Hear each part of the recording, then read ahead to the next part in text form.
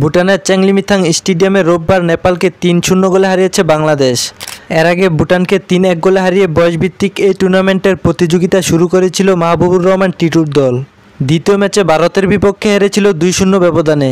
৩ ম্যাচে ৬ পয়েন্ট পাওয়া Bangladesh round robin লিগের ফিরতি দেখায় আগামী বুধবার নেপালের মুখোমুখি হবে।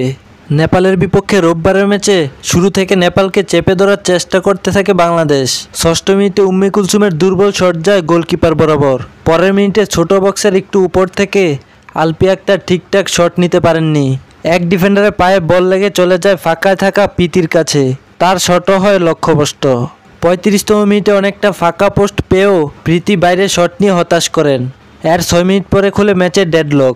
দুই ডিফেন্ডারকে কাটিয়ে মামনি চাকমা কর্নারের কাছাকাছি থেকে বক্সে আড়াআড়ি ক্রস বাড়ান। এরপর জটলার মধ্যে কয়েক পা ঘুরে বল এসে পড়ে ফাঁকায় থাকা থুইনুয়ের কাছে। দৃষ্টিনন্দন শটে গোলকিপারকে পরাস্ত করেন তিনি। ৪৫ মিনিটে ব্যবধান হয় দ্বিগুণ।